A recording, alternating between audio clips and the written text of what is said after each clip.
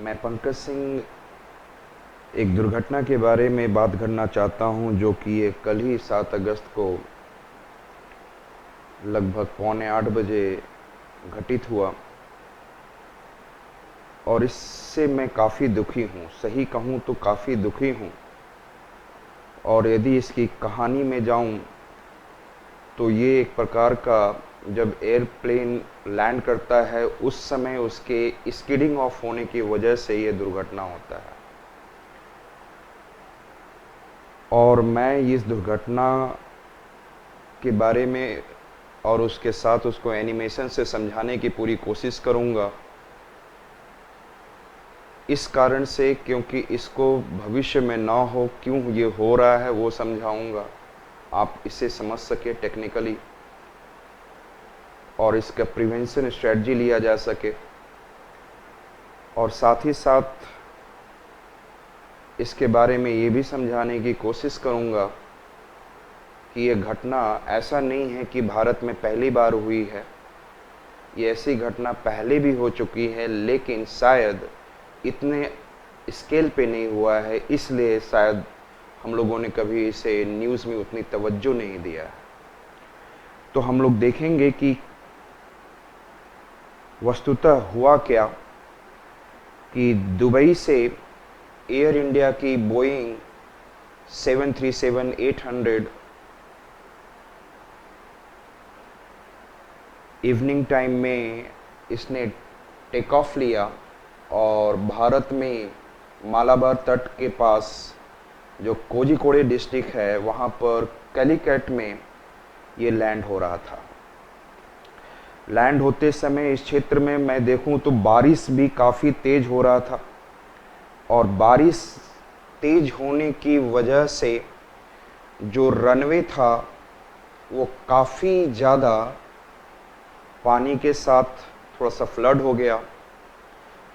और जब यहाँ पर रनवे पे फ्लड हुआ तो पानी की वजह से थोड़ी सी फ्रिक्शन में कमी आ गई, क्योंकि जब कोई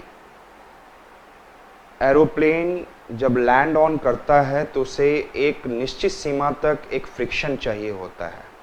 लेकिन इसके लैंडिंग के समय जब 200 मीटर के ऊपर जब इसके 2 पायलट थे, जब ये लैंड कर रहे थे तो उन्होंने देखा सिचुएशन ठीक है, जो उन्होंने अनुमान लगाया। और जब वो लैंड किए उस समय ये भी देखा कि कुछ हवाएं भी चल रही हैं और साथ में पानी, हवाओं और पानी ने जो टायर के साथ जो फ्रिक्शन बनना चाहिए था रनवे का, वो नहीं बना। और नहीं बनने की वजह से जब इस पे रनवे पे जब ये नहीं बना, हवा जो चल रहा था और साथ में बारिश की वजह से ये धीरे से वो ट्रैक और रनवे से स्कीड ऑफ हो गया। और वह और एक्चुअली मैं कहूँ तो ये जो कोझिकोड और कैलीकट का एयरपोर्ट है, एक प्रकार का टेबल टॉप रनवे है। और यदि स्कीड हुआ तो वो आसपास जो खाई बना हुआ क्षेत्र है टेबल की तरह, तो वहाँ पर वो गिरा, जिसकी गहराई लगभग 30 फीट थी।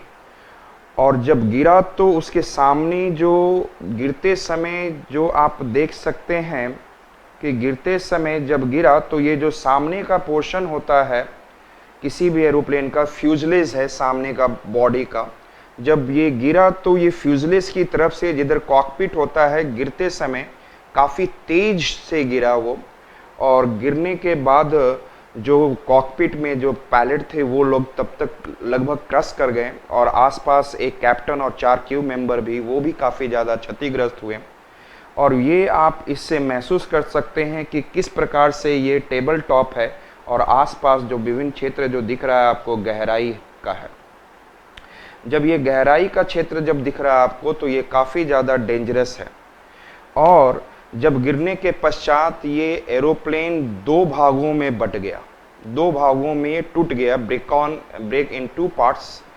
और थोड़ा, और उस समय एक चीज़ हुई कि इसमें आग नहीं लगी, फायर नहीं लगा, जिससे कि लोगों के जो कैजुअलिटी बढ़ सकती थी नहीं हुई।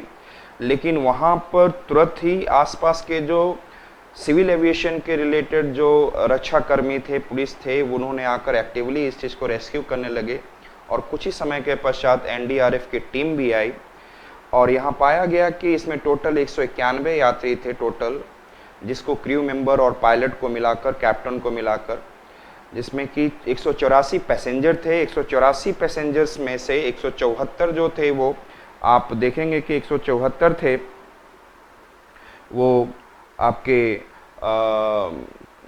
एडल्ट थे और 10 इन्फेंट्स थे और उसके अलावा 7 आपके जो वो मेंबर्स थे, जो जिसमें 2 पायलट, 1 कैप्टन और 4 क्रू मेंबर, टोटल 191। और वर्तमान में जो हमें अभी जो डाटा मिल रहा है कि जो यहाँ पर कैजुअल्टीज़ हैं वो लगभग 19 के आसपास है। ये और भी हो सकता है बढ़ जाए। और लेकिन एनडीआरएफ की टीम और सिविल एविएशन की टीम ने काफ़ी हद तक इस समस्या को दूर करने की पूरी कोशिश करी और इन्होंने बहुत ही ज़्यादा एक्टिवली अपना रोल प्ले किया। और यहाँ से जितने घायल पैसेंजर थे उन्हें जैसा भी फर्स्ट एड देते हुए उन्हें पहुँचाया गया नियरेस्ट हॉस्पिटल में और पूरी तरीके से सभी लोग लगे हुए हैं। हम चाहते हैं कि ये कैजुअल्टीज़ न बढ़े, लेकिन इस समस्या का मूलतः कारण क्या है कि ट्रैक की जो फ्रिक्शन है वो कम होना और बारिश के दौरान। और ये भी होता है कि जब किसी ट्रैक या रनवे पर बहुत ज़्यादा संख्या में टेक ऑफ और लैंड होते हैं तो उसकी वजह से भी जो वो सरफेस होता है उसकी फ्रिक्शन कम हो जाती है। तो एक तो इसको देखभाल करना है और दूसरा, जब भी यदि कभी बारिश हो रही हो तो यहाँ पर जब भी बारिश हो रही हो तो उसका बड़ा ध्यान रखना है क्या स्किड होने के चांसेस ना हो। तो और मैं ये कहना भी चाहूँगा कि ये घटना जो आज हमने देखा जिसमें काफ़ी कैजुअल्टीज़ होने के चांसेस नज़र आ रहे थे जो कि नहीं हुए, ये घटना पहले भी 2010 में कर्नाटक में ही मैंगलोर में और बेंगलोर में हुआ। और साथ में ये इस घटना से संबंधित देखा जाए तो मुंबई में भी बारिश के समय में जब हैवी मानसून होता है तो उस समय भी ऐसी सिचुएशन आती है, तब उस समय वहाँ से जितने भी लैंडिंग वाले एरोप्लेन होते हैं उन्हें किसी और स्थान पर लैंड करवाया जाता है नियरेस्ट में। तो ये एक ऐसी चीज़ है जिससे कि हर लोग को देखना होगा कि हमें अपने रनवे को हमेशा ही उसके फ्रिक्शन को मेंटेन करके रखें एनफ, जिससे कि कभी भी बारिश की भी सिचुएशन हो तो फ्रिक्शन एनफ मिले। हवा की गति क्या है जिससे कि फ्रिक्शन में कमी ना आए। तो ये जो प्रमुख कारण थे जिसके वजह से ये जो घटना हुई। लेकिन एक बात और भी कहूँगा कि कल ही जब कैलिकट अर्थात मालाबार तट में जब कैलिकट एयरपोर्ट पे ये दुर्घटना हुई जो कि कोझिकोड डिस्ट्रिक्ट के अंतर्गत आता है, उसी दिन मतलब कल के दिन ही वहाँ लैंडस्लाइड हुआ है हैवी रेनफॉल की वजह से और लगभग 20 लोगों की कैजुअल्टीज़ हुई और कई लोग फंसे हुए भी हैं। अभी फ़िलहाल तो हमें यही समझ में आता है कि इस पूरी दुर्घटना में या तो ह्यूमन एरर है या टेक्निकल एरर है।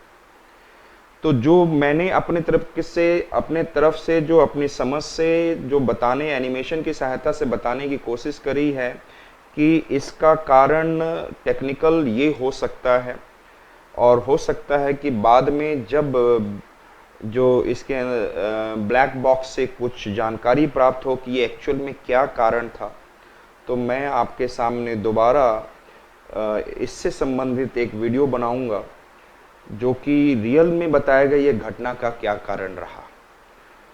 तो इसके साथ मैं दोबारा आप लोगों से ये कहना चाहता हूँ कि ये कैजुअल्टीज़ और ना बढ़े और सभी लोग सेफ रहें। फिर हम लोग मिलते हैं अगले वीडियो में।